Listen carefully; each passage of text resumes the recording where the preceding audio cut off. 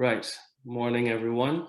So we're going to be talking today about uh, symptoms and signs of uterine and cervical cancer. What we're going to, I'm assuming that there's going to be a varied educational background in terms of exposure to biology. So that said, we will talk about the basic biology first before we go on to talk about cancer. We'll also discuss the anatomy of the particular area that we're going to be dealing with. That's the uterus and the cervix. We're going to talk a little bit about the demographics for the different types of cancer. So that's like age distribution and that kind of thing. And then we'll also talk about risk factors things that increase your chance of being diagnosed with a cancer. We'll then go on to talk about the signs and the symptoms and some of the initial investigations that may be done by your healthcare provider. So the basic biology anatomy we'll start with first. So in order to understand this, we need to know that the body is made up of cells, and they're the basic building block of the body. And you have trillions and trillions of cells in your body. The diagram on the left is a line drawing of a cell, and a cell is a very complex structure. There's a lilac area, please excuse me, men aren't very good with colors, of lilac or purple. That is the nucleus of the cell. That's the control center of the cell. And within the nucleus, you find what you know as chromosomes. And you can picture a chromosome as maybe like a string of pearls. And each of the pearls on the chromosome is a gene. And genes are important in that they regulate lots of different things in the body. They also determine what color your eyes will be, what color your hair will be. And it's important to have an understanding of this because the cell is a very organized structure. And it is when these processes in the cell don't go right that cancer can develop. So cells have rules about how it should reproduce, how big it should grow, how far it should grow, and at what point repair can happen, and at what point that cell should die if repair is not possible. And when these processes don't work well, that's when we start to see cancer developing. The picture on the right side is what cells would look like under a microscope. And this is magnified maybe about 400 times perhaps. And these are what cells would look like on a smear test. And these are normal cells. So what is cancer? So when your cells start to grow in an uncontrolled fashion and spread to other parts of the body, that's when we say that you have cancer. Now, the picture that is here is a line drawing of what the skin on the cervix looks like. There's a little yellow line at the bottom of this drawing, which is a boundary between the skin and the tissues under the skin. We call it the basement membrane. And the pink cells on the left are normal cells. And where you start to see the green forming is where those cells are undergoing a change towards becoming cancer. And what happens is that it starts at the bottom of the skin layer and then it works its way until the full thickness of the skin is taken up with abnormal cells. At that point, it's still called precancer. And where those abnormal cells break through that basement membrane in yellow and start to invade into normal tissues, that's when we call it cancer. And at that point, the cancer may grow locally and spread to tissues around, or it may spread through the blood vessels or through lymphatics to distant parts of the body. So the structure here is the uterus and cervix. Hopefully y'all can see my pointer. So all of this is the uterus, and this part of the uterus at the bottom is called the cervix. So we have this white area here. This is what the lining of the womb would be. And we're going to talk about the cancer of the lining of the womb.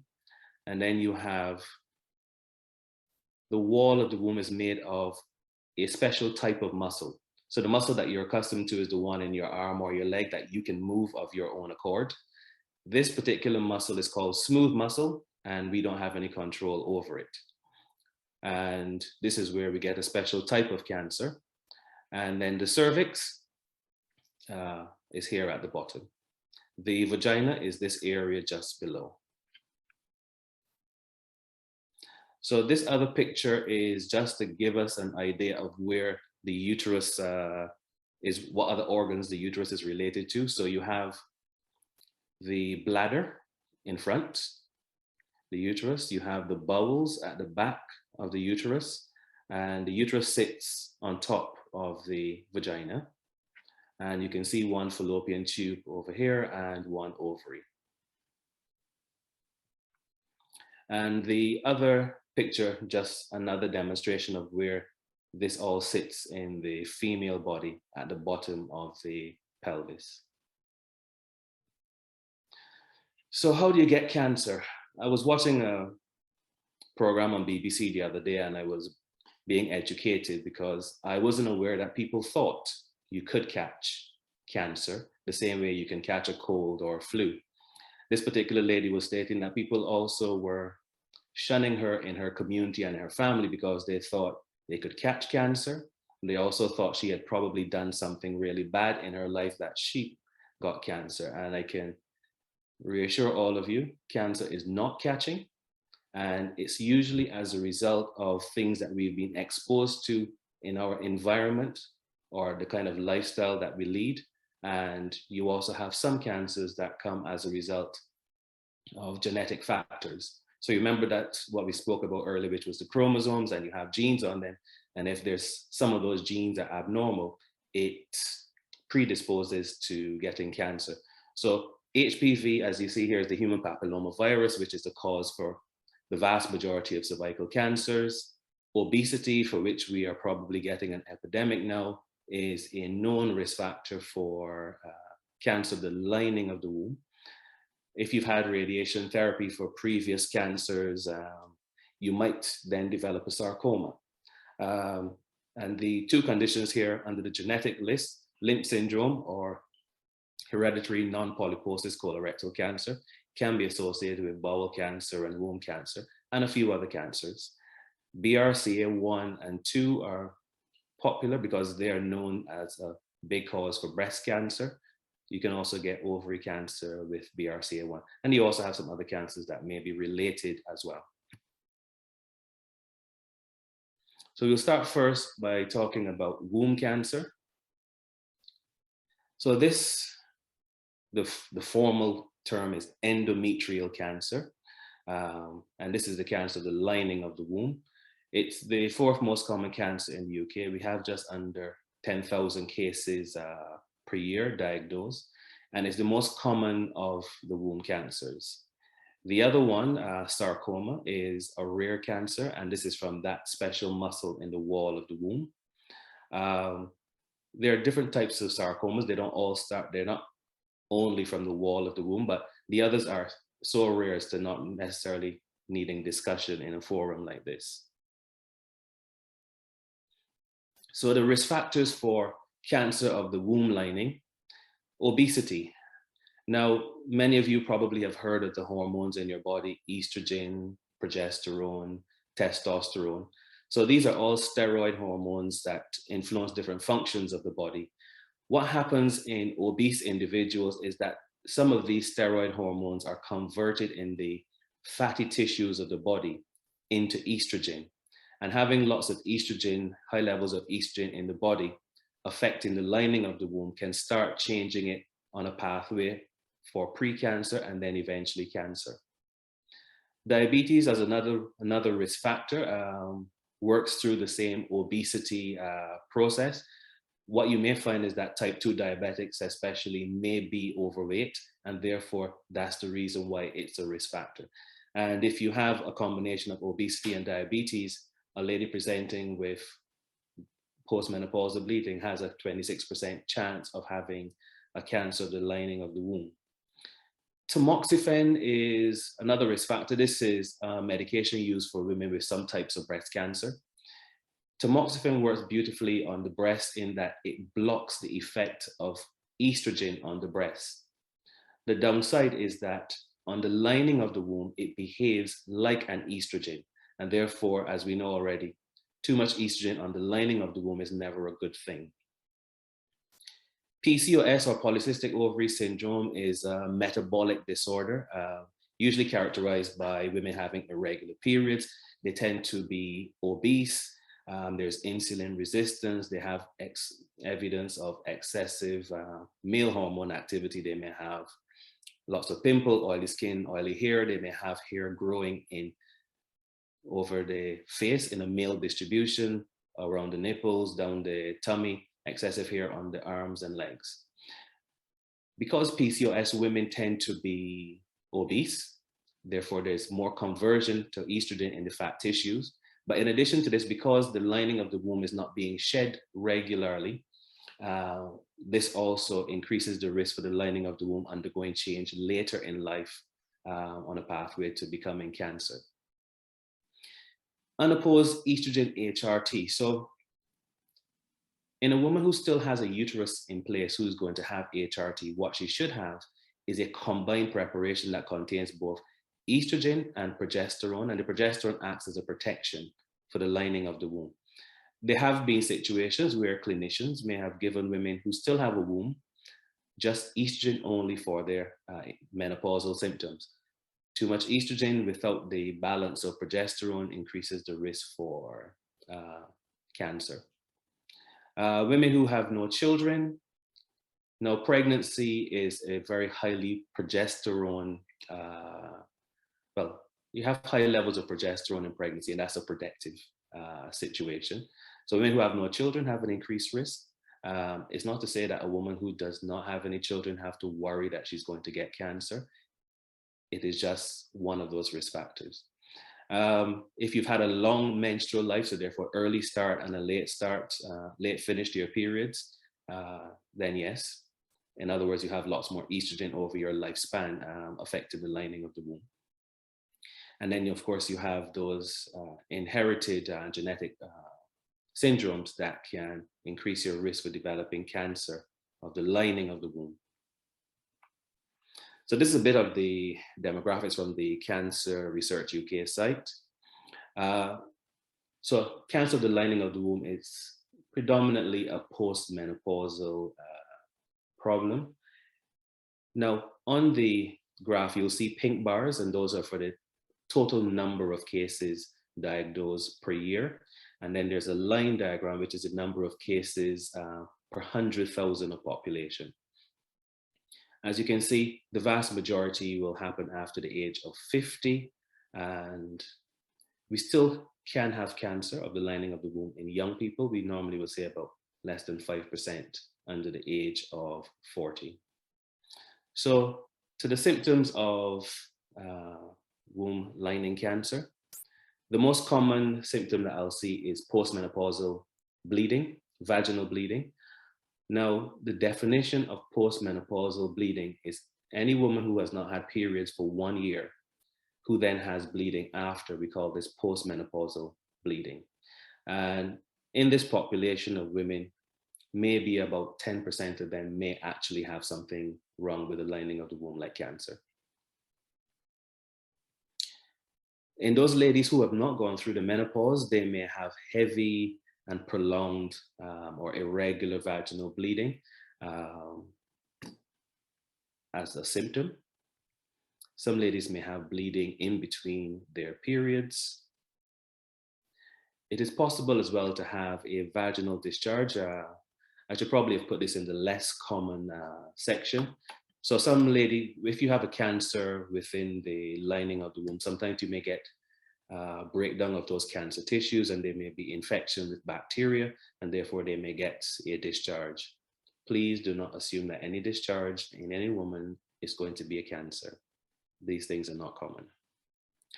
Now, only a small number of women will actually have cancer with premenopausal irregular bleeding. And even with the postmenopausal bleeding, most of the women who have it will be found to have some other cause for bleeding. Some of the possible conditions that may lead to abnormal bleeding. DUB is what we call dysfunctional uterine bleeding. And essentially what this is a woman who has heavy periods. And when we've scanned her, there's absolutely nothing wrong in her pelvis. And we just assume that this is just the way the lining of the womb is responding to her circulating hormones. Fibroids, very common thing, especially in the Black population. And this can cause heavy periods or irregular bleeding as well. Polyps, these are overgrowths within the lining of the womb and can be associated with abnormal bleeding. Endometriosis, this is where the tissue that lines the womb can be found growing outside of the womb. You can have something called adenomyosis, where this endometriosis is seen in between the muscle fibers of the wall of the womb, and these ladies may have heavy and painful periods. Hyperplasia is a precancer of the lining of the womb. So there are lots of reasons why women may have abnormal bleeding. So please do not assume that at the first sign of abnormal bleeding that you have cancer. Certainly you need to be seen, but cancer is not likely to be the first thing on the doctor's mind. So less common. On smear tests, we may occasionally find abnormal cells from the lining of the womb. Smear tests are not designed to detect cancer of the lining of the womb. This is just an incidental finding. Some ladies may present with anemia, and anemia is where your blood count is low. So that means the stuff that makes your blood red, called hemoglobin, if you have too little of that, then that's called anemia. And this may be as a result of having heavy periods at some point or bleeding.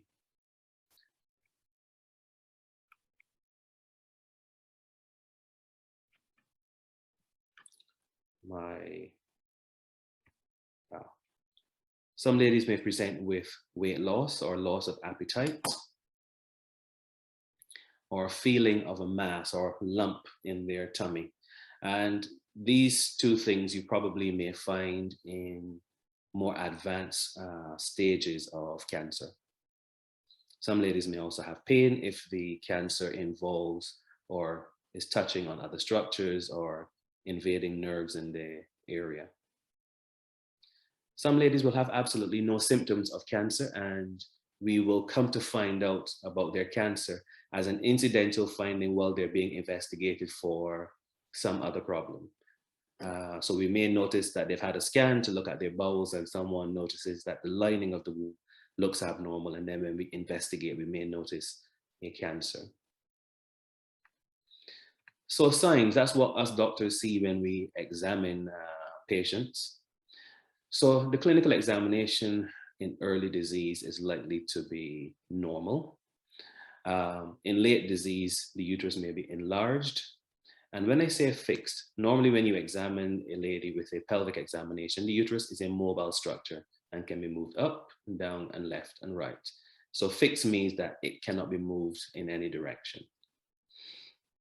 In terms of investigations that will be offered, whenever there's a concern about vaginal bleeding, you will have a pelvic ultrasound just to see what the uterus, tubes, and ovaries are like.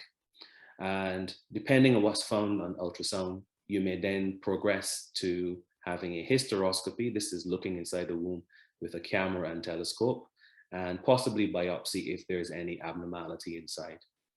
If any biopsy shows cancer, then you would need to have scans to help us determine the stage of the disease. And these scans may be an MRI scan and or CT scan as well. So next will be uterine sarcoma.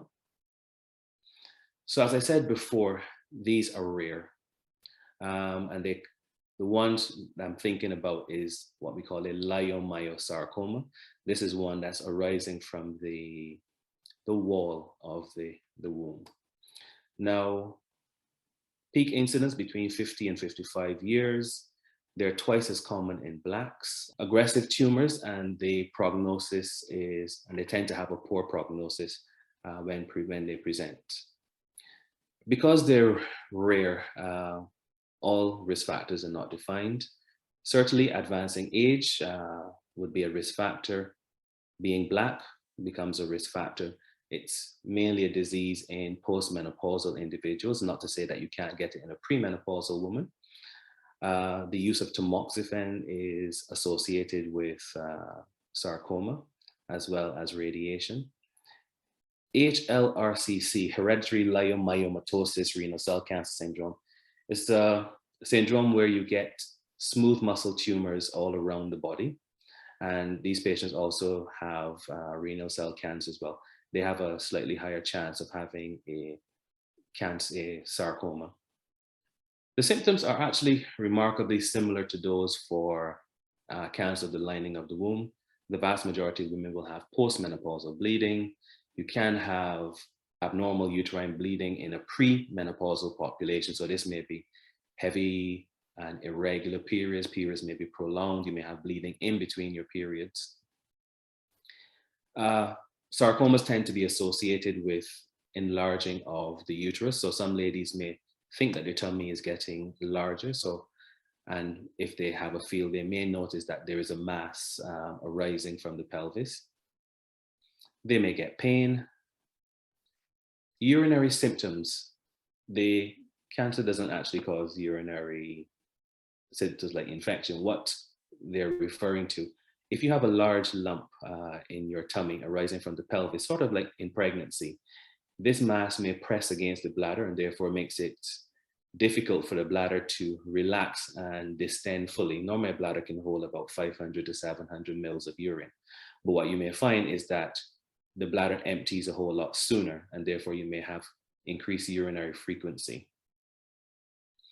And some ladies may not have any symptoms. Sometimes what we may find is that we may be doing surgery for fibroids and then have the incidental finding of sarcoma within that fibroid. So we may notice a large mass arising from the pelvis. The traditional teaching is that if you have a mass which increases rapidly in size, so this assumes that in this particular patient, we've done a clinical examination in the recent past, or we at least have imaging from the recent past that we can compare the current findings with. And yes, if there's an increase in size over a short period of time, then we may consider the possibility of sarcoma. And sarcomas tend to be solitary as opposed to fibroids, which tend to be numerous. It's not to say you can't have women who will have a solitary large fibroid. On speculum examination and on digital examination, that's using a finger, usually we won't see anything. Sometimes we may be able to feel a mass arising from the pelvis, and the mass may be fixed in the pelvis or stuck to other tissues around. Occasionally, some sarcomas may prolapse through the cervix, looking like a polyp. Investigations, ultrasound will always be the first step. And if we see something abnormal pushing into the cavity of the womb, we may then have a look with a hysteroscopy and try to take a biopsy at the time. Certainly MRI scans to help to see whether or not we can help to differentiate, or CT scans, but it is very difficult to differentiate between them.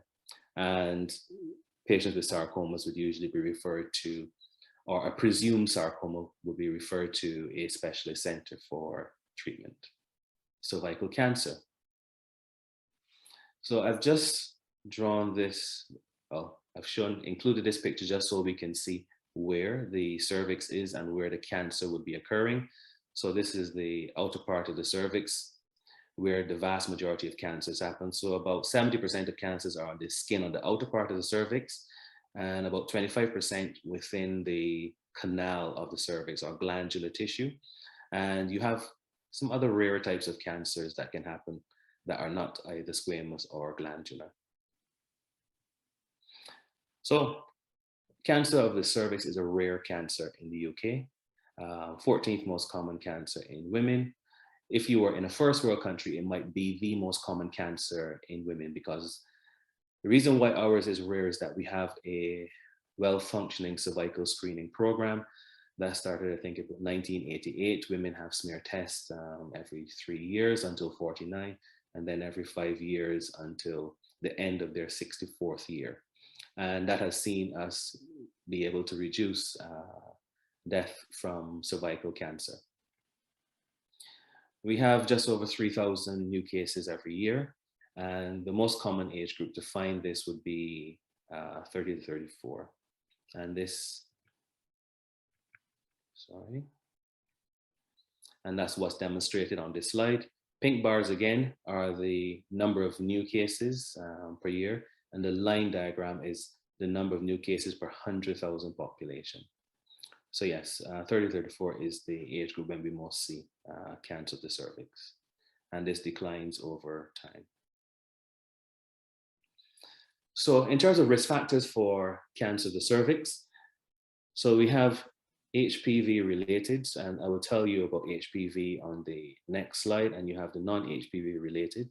HPV is a human papilloma virus, and because it's transmitted sexually, you will find that the vast majority of these risk factors have to do with sexual activity.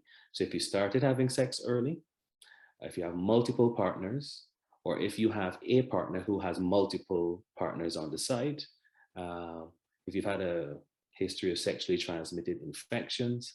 Now, with the sexually transmitted infections, the reason for this is that lots of sexually transmitted infections all go together. In other words, if you have one, you might have others as well. Early age of first birth. So this is someone who is having a birth early in their life. So this would also speak to early onset of sexual activity.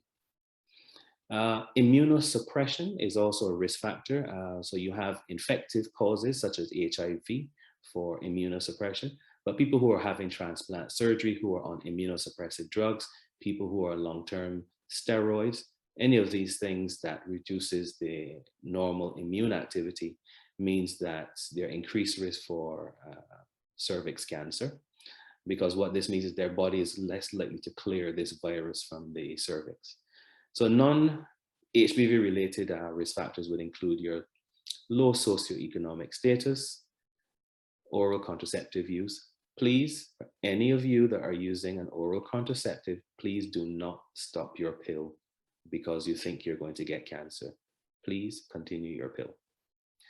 Cigarette smoking is a risk factor, and what we notice is that it probably impairs how the immune system works locally at the level of the cervix.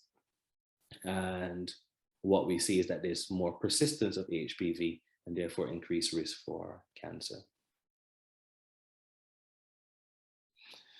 So the human papilloma virus, it's a group of viruses. There's probably somewhere between 100 and something to 200 viruses within this group. And they cause warts as well as cancer of the cervix. So the low risk group are the ones that cause warts. Principally type 6 and type 11 are the major cause of warts, and type 16 and type 18 are the major cause of cervical cancer in this country. Maybe about 70% of cervical cancers will be caused by type 16 and 18. They're transmitted through sexual contact. It's very common. About 80% of all sexually active adults will have had HPV at some point in their life. Now, what normally happens is that your immune system will detect it and will clear it out. But in a few individuals, there's persistence of the HPV infection, and therefore that can start the cells on a pathway that develops into cancer. Essentially, what HPV does is it stops these cells from being able to repair damage to the DNA. And if cells with damaged DNA are allowed to continue growing, that's when you can get cancer starting. So early cancer of the cervix tends not to have any symptoms. So these are what we call the microinvasive cancers of the cervix. But for those women who have slightly more advanced cancers, you may see bleeding associated with intercourse, that's postcoital bleeding, or they may have irregular or heavy vaginal bleeding. Less common, you may have ladies presenting with an offensive discharge that may be like pus. This is usually in advanced disease.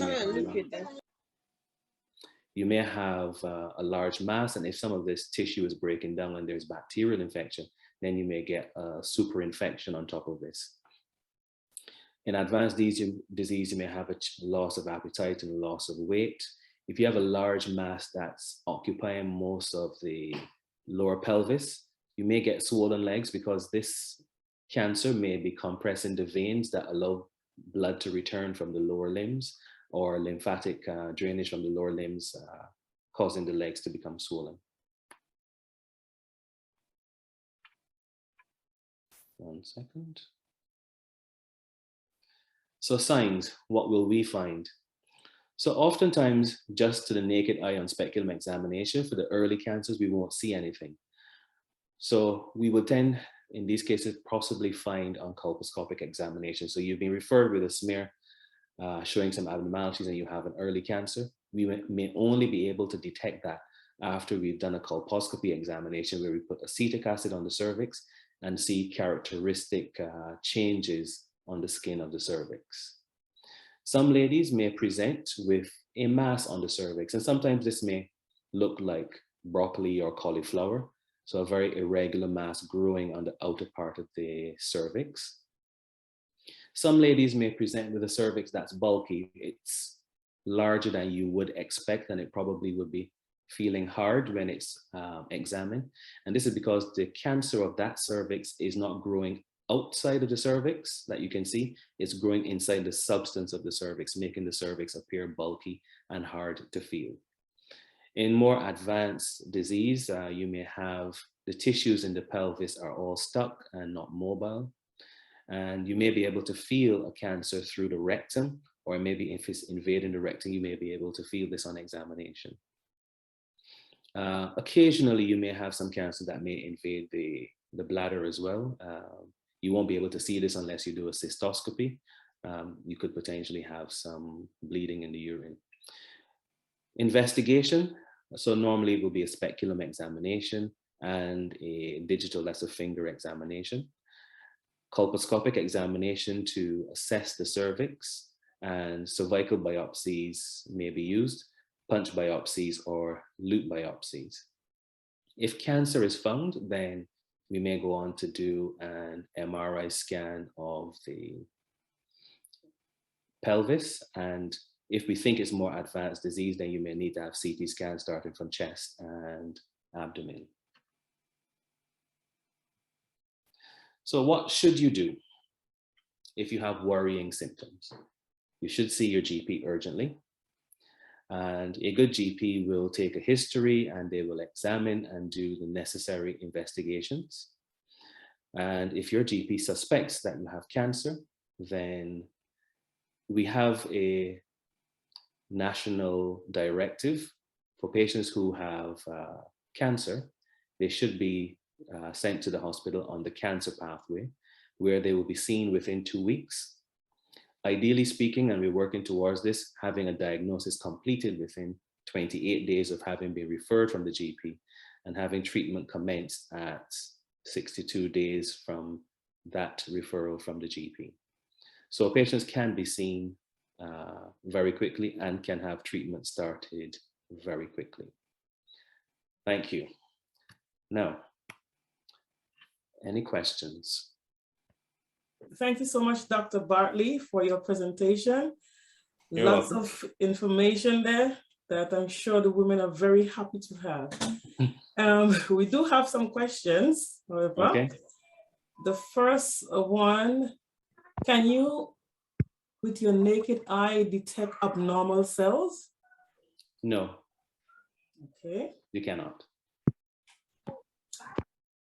Secondly, can you speak a little bit about HPV vaccine, please? So, well, I'm not an expert on the HPV vaccine. So the HPV vaccine started in 2008 in this country. It had been used in other countries before that. We started, I think, first with a vaccine that just used 2 types of HPV, if I remember correctly, 16 and 18. We then went to a quadrivalent vaccine using 4 types, 6 and 11, which is the ones for warts, and 16 and 18, which are the ones that are associated with cancer. And I think there's a move right now to go to a non-covalent vaccine, which has the 2 low risk types for warts and 7 types that cause cancer. The age at starting is 12, or about year 8. Initially, it was started with girls only. And now, as of 2019, boys of the same age group are included. And it's 2 shots that you get. They also permit vaccine up to the age of 25. And there's also a program for men who have sex with men to be allowed to have the HPV vaccine as well.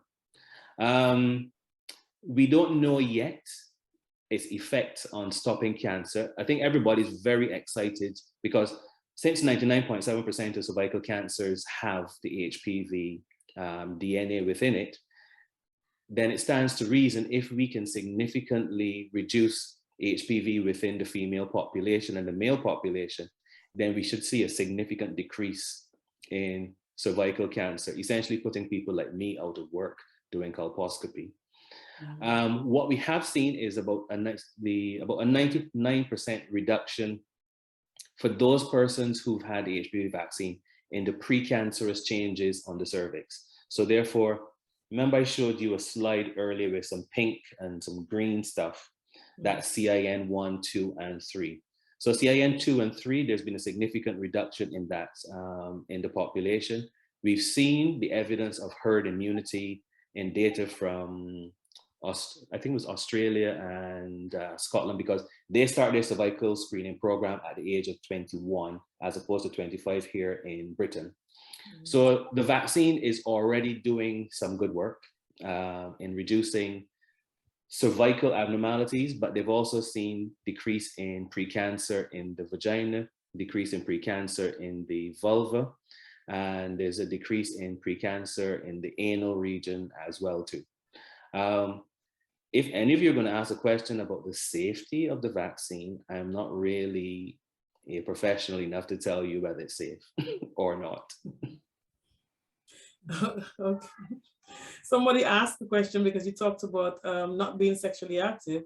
So somebody asked, why do they give the HPV to young girls in school if they're not sexually active? If you're sexually active, the horse is already bolted. So the way how vaccines work is that you need to get in there before they actually have the infection, so that you have antibodies already. So that when you eventually become sexually active and HPV comes into your body, your immune system is ready to go to battle. And therefore you are protected. If you've already been exposed to, let's say, HPV 16, giving you the vaccine with 16 and 18 will protect you from 18, but it won't protect you from the 16 that you already have been exposed to. There is evidence of cross-reactivity where some types of HPV virus that are fairly similar in the way that they look to other HPV viruses. You may get some protection, cross-protection. So that's the reason why you have to get in there, ideally speaking, before they're sexually active. If they're sexually active, you are fighting a losing battle. Or let's put it another way, the efficacy of the vaccine would be less. Wow, thank you. That's lots of questions. What does bulky uterus mean? And also bulky ovary, a separate question, but I guess you can answer them in both. In the absence of cancer. So bulky is just a term that we use if it looks a bit larger than we would normally expect. So an average uterus might be about 2 inches long. Let's say 2 inches, 3 inches long, 2 inches wide, and about 1 inch deep. So if for that person's age, you see a uterus that's a little bit bigger, then you may say it's bulky. Now, the thing is that that's just probably normal for that individual. But you can also have bulky because you have things like fibroids and that kind of stuff. Ovaries in a premenopausal woman may be somewhere near to about 3 centimeters in size, but you may have some ladies who have bigger ovaries. But If you don't see a specific abnormality within it, then you just assume that that's just normal for that individual. If you're a postmenopausal woman whose ovaries are supposed to be shrunken and they're quite easy to see and they're about the same size as a younger woman's ovaries, then you might say they're bulky as well.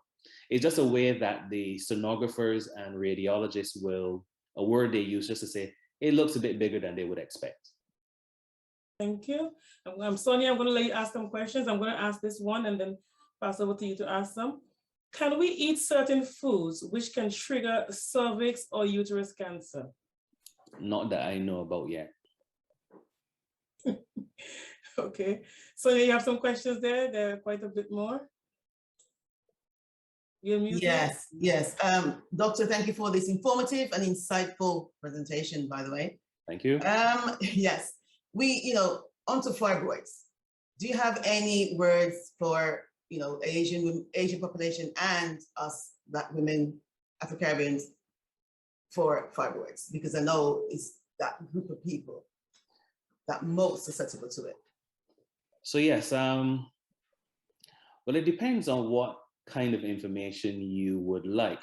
In terms of conservative management of fibroids, dietary changes, and that kind of thing, it's not something that I've looked into in any great detail, because in my practice, I don't use dietary modification for women with fibroids.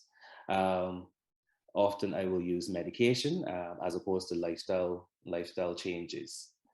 So sorry, I don't have at the tip of my tongue any kind of conservative measures like that. Is that what you're thinking of? Is that what you're thinking about? The question came in about how to get rid of, and I know there's another question also on PCOS, how to reverse fibroids or PCOS, polycystic ovarian syndrome. So how do you treat fibroids? The treatment for fibroid is dependent on symptoms, size.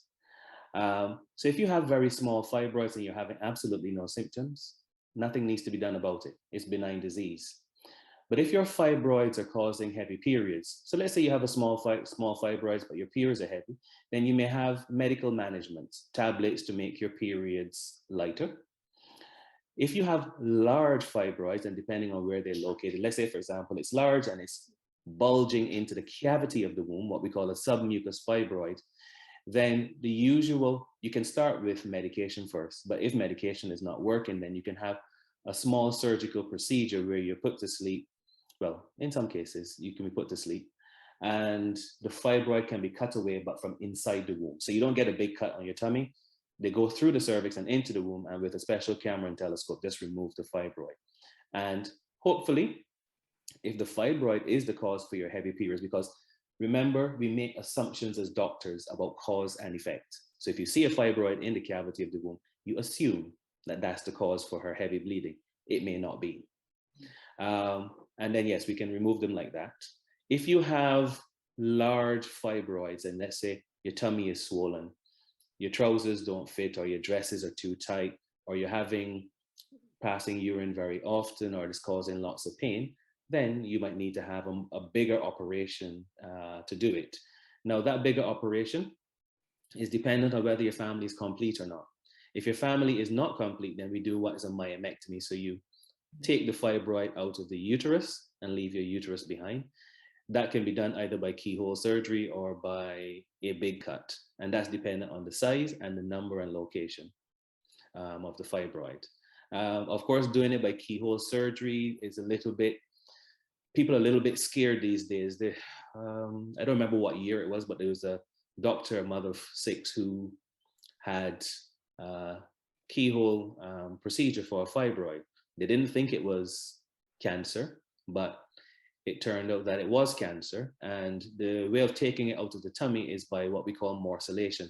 So there's a device that's spinning with a blade, and it just cuts the fibroid into little bits. And what that did was it seeded sarcoma tissue all around her tummy and changed her prognosis. So people are a little bit cautious these days about laparoscopic myomectomy. It's not to say it can't be done. Some companies have manufactured bags that allow you to be able to morcellate the fibroid inside the bag and save spillage into the abdominal cavity. So that's one possibility. If you're planning certain types of surgery, you might shrink a fibroid with injections every month. to make it less work. For people whose families are complete, you have something called uterine artery embolization. That's where special branch of radiology guys, they put some special beads into the groin. So you have two cannulas in the groin area. And through that, they put these beads that they will put into the uterine artery circulation. And that decreases the amount of blood flow. And then therefore these fibroids may shrink over a period of time. But these are the kind of things that we have at our disposal for fibroids. Great, thank you. Thank you for that. Was there PCOS in there as well too? Yes, there was and removal or reverse. It can reverse PCOS. I may not be educated enough yet, but there is no reversal for PCOS. So PCOS is it's probably, currently people are thinking that we need to change the name because people assume that you're having cysts in the ovaries and that these cysts in the ovaries are causing all your problems. In actual fact, it is a metabolic disorder with lots of different things happening. And as gynecologists, we treat whatever the problem is. So if you're having no periods, we may help the lining of the womb to be shed at least 3 or 4 times a year to minimize that risk for endometrial cancer in the future. If you have hair growing in different parts of the body or lots of pimples or your skin is oily, what we might do is we do some blood tests, of course, to see what your testosterone levels are like or your free testosterone levels are like. But there are medications we can give to help with that, to reverse the effect of the male hormone activity. For people who are obese, well, it's a tough one. There's some people use metformin, some people use something called inofolate.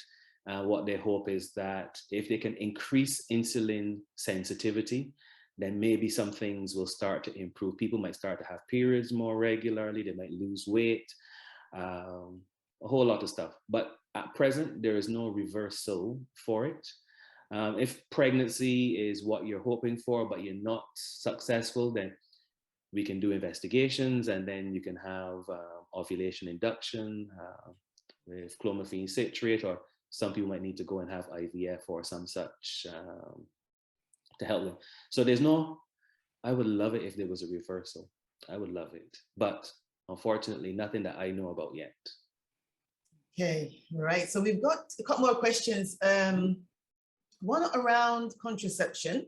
What's the safest one to use? And if by using contraception, is that put the person at risk for cancer later on? So 2-part question. There is no safest method of contraception. When your doctor has a chat with you about contraception, they have to take a full medical history to see what things have happened in the past, to see what your risk factors are, and then they will decide with you what you think is fine for you. So there's no safest method of contraception, and all contraceptions are going to reduce your risk for things like, so if you have a combined contraceptive, it's going to reduce your risk for cancer of the lining of the womb, and progesterones are even better at reducing your progesterone only medications, reducing cancer of the lining of the womb. So that bit I said earlier about the oral contraceptive pill being associated with higher risk for cervical cancer, it is just something, a trend that is noted. It's not the kind of thing that should make you stop taking your combined oral contraceptive. But it's no better or worse. Okay, thank you for that. There's a question about cervical cancer. And I know on your graph, the highest peak on the graph actually shows the age between 74 to 79. And the question is why that person, women age group, are more at risk of cervical cancer. So that wasn't cervical cancer, that was endometrial cancer. So yeah, he says the question talks about cervical cancer. Right, so the highest incidence for cancer of the lining of the womb is in that 74 to 79 age bracket. But for cervix cancer, it's 30 to 34. So I'm not sure if they're on, can they put their hand up and just say, just let us know whether or not it's cervix or endometrium that they're thinking about.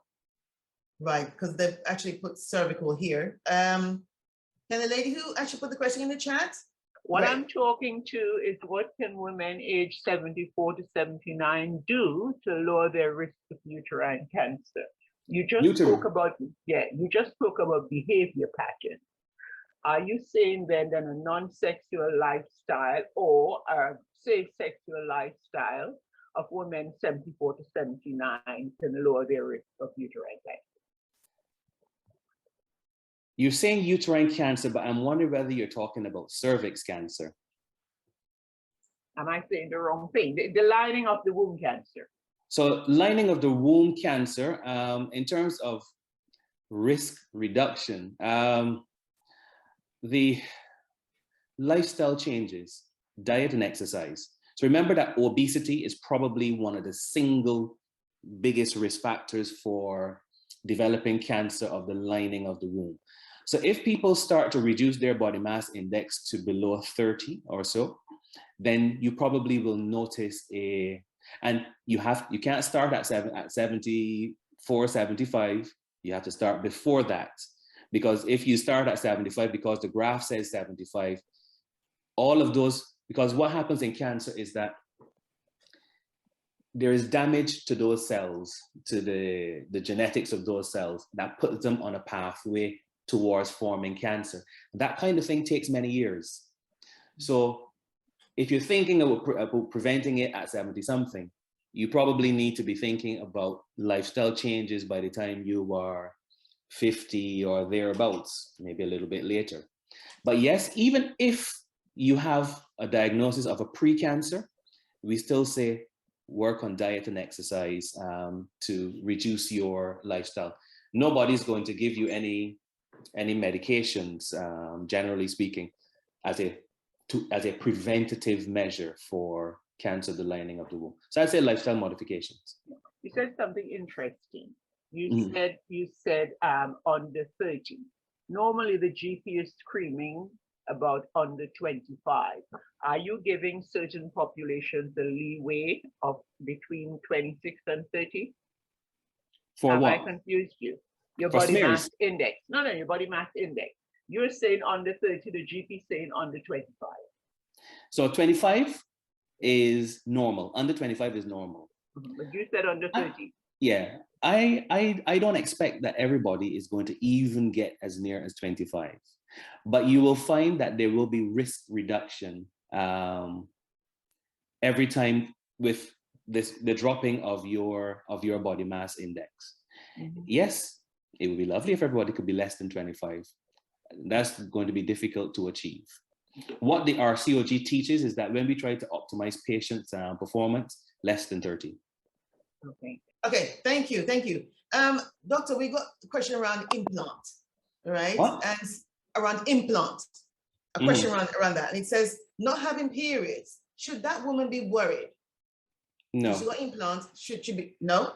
So the implant, because it's a progesterone-based contraceptive, it keeps the lining of the womb nice and thin, and that's the reason why she's not having periods. That lady's body is bathed in progesterone, which is a protection against cancer of the lining of the womb. So if she wasn't having periods for certain other reasons, then it might be a cause for concern. But lack of periods with progesterone-only contraceptives, that's perfectly fine. Okay, all right, great. Another direct one to me and I'm going to hand over. It says it's around the medication tamoxifen, okay? So when tamoxifen is being used for breast cancer, would an oncologist routinely check the uterus and cervix for changes? Well, I don't do breast disease, so I'm not sure what protocols they follow. Okay. I just know that these ladies may be sent to me because either they're having abnormal bleeding or they've been having follow-up scans and someone may notice that the lining of the womb looks a bit thicker than they would expect. But I don't think there are any protocols in place that for monitoring of the lining of the womb. You see, the thing is that it is very difficult to have a screening type process because when you do tests without evidence, you find lots of things that you're not entirely sure about. and people undergo lots of investigations unnecessarily. But I don't think there's a program of surveillance for the lining of the womb. I think they just send them if they find something wrong. Okay. All right. Okay. Yes. There's one more, Elder. There's one more here. Talks going back to the HPV. One last question on HPV, and it says, is it safe to do a colposcopy? Yes. With any strain of, okay, great. So the colposcopy is not related to the type of HPV. What happens is that the smear test in the UK since about 2019 or thereabouts changed from looking at the cells first to looking at your HPV status first, because that allows us to detect more people with abnormality than the other way around. So we check the HPV status. If you're positive, then they look at the cells. And if the cells are positive, then you get referred to colposcopy. Now, the test won't tell us which type of HPV you have. The lab may have their ways of knowing which HPV type you have, but it's not really important to us which HPV type, which oncogenic type you have. The important thing is now to have a look at that cervix and see if the skin is normal or abnormal. And if it's abnormal, is it mildly abnormal, or is it suggestive of moderate or severe change, in which case we might take biopsies.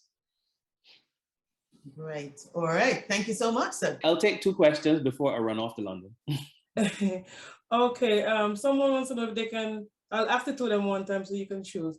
If they can request a screen test by themselves, if they want to send that letter. And what does normal discharge for a woman look like? And does it have a smell? So screening test, if you're talking about cervical smears, the NHS England no longer permits smear tests to be done out of program. So if you went to your GP and your GP was really, how should I say? They're trying to be thoughtful and trying to help you by doing a smear test out of program, it'll be discarded by the lab and they will get a strongly worded letter. If you have symptoms, it's not an indication for smear test. So if you went with abnormal bleeding, what you need is an examination of the cervix, not a smear test. So at present, any smear test out of program. So we start, the first invitations come at 24.5 years, and the last one comes by the end of your well, when I say by the end of your 64th year, if you had a smear test at the age of 63, that's it. But if your 5th year happens to fall on age 64, then you'll have a smear test. But anything out of that program will not be accepted. The only people who probably can do that maybe are in the colposcopy department, because we are following a slightly different program in that we are following up abnormalities on the cervix, and that's not considered screening in the same way. Wow. What was the other question? What does a normal discharge for a woman look like, and does it have a smell? Might be a bit clear and transparent, middle of the cycle, and stretchy and white at other times. Smell is a strange old thing, because different people have different body chemistries. What I would say is, if it's a change from what is normal for you, then have it investigated. Certainly yellow and green vaginal discharge, frothy gray discharge, that is not. So the colored ones, have them investigated. Even if you have a white discharge, but it's smellier than you would normally expect for you, then you can have it investigated. But if you had 1,000 women, they'll all have different smells down below. Thank you very much, Doctor, for your informative and all this wealth of education that you have given to us as women. I'll now hand you over to Director Otukpa. Thank you so much, Dr. Ciprian. You're welcome. Yeah, Dr. Ciprian, before you go, please clear this up, because I've had a question. Is having sex lowering your chances of cancer in the uterine and cervical area? No, not as far as I know, but I'm not aware of any evidence to say that sex is going to lower your chance. Something was mentioned, and I just wanted you to clarify that before you have left. So the talk about sex and for cervix cancer is about HPV exposure. Okay, good. And it's about the number of partners as opposed to the number of times that you have intercourse. So if it's lots of different partners, then you're at increased risk. Or if you have a one partner, but that partner has a lot of people on the side, then there can be a problem. But sex wouldn't have any impact on the lining of the womb cancer, and it shouldn't, there's nothing to decrease cervix cancer. Good. Thank you, Doctor. Ladies, can we please unmute our mics and show our love to Dr. Ciprian?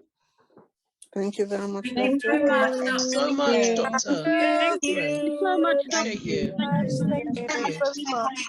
You're welcome, ladies. Very interesting indeed. God bless you. Thank you. God bless you.